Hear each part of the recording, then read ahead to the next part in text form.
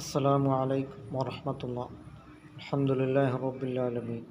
വസ്സലാത്തു വസ്സലാമു അലാ അഷ്റഫിൽ മുർസലീൻ വഅലാ ആലിഹി വസഹ്ബിഹി വസല്ലം.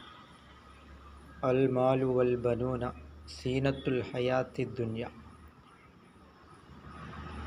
ധനവും മക്കളുമെല്ലാം ഈ ഭൗതികമായ ജീവിതത്തിലെ അലങ്കാരമാണ് എന്നാണ് വിശുദ്ധമായ ഖുർആൻ പറഞ്ഞിട്ടുള്ളത്.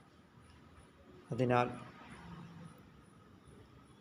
ഇന്നത്തെ ആധുനിക സമൂഹത്തിൽ മാതാപിതാക്കളെ കൊണ്ടുപോയി വൃദ്ധസദനങ്ങളിൽ കൊണ്ടുപോയി തള്ളുന്നതായ ദുരവസ്ഥകളാണ് ഉള്ളത്.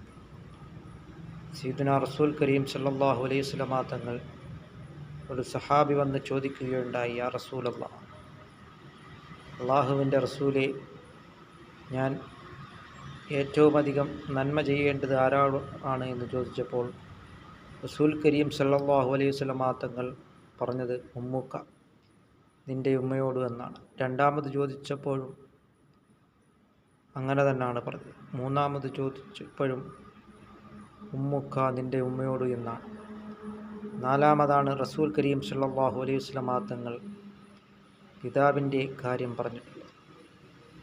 അതിനാൽ നമ്മുടെ മക്കൾക്ക് ഭൗതികവും ആത്മീയവുമായിട്ടുള്ള രണ്ട് വിദ്യാഭ്യാസങ്ങളും നേടിയെടുക്കുവാൻ നല്ല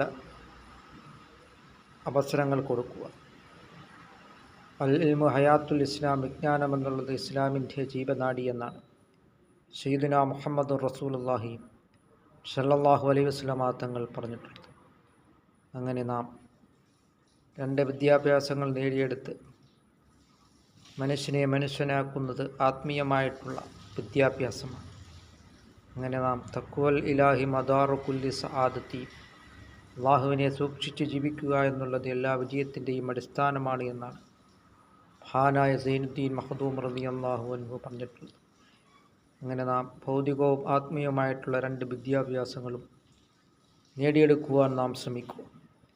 അല്ലാഹു തആല നമ്മുടെ ഈ സമുദായത്തിലെ മക്കളെയെല്ലാം അല്ലാഹു തആല നന്നാക്കുകയും ചെയ്യുമാറാകട്ടെ.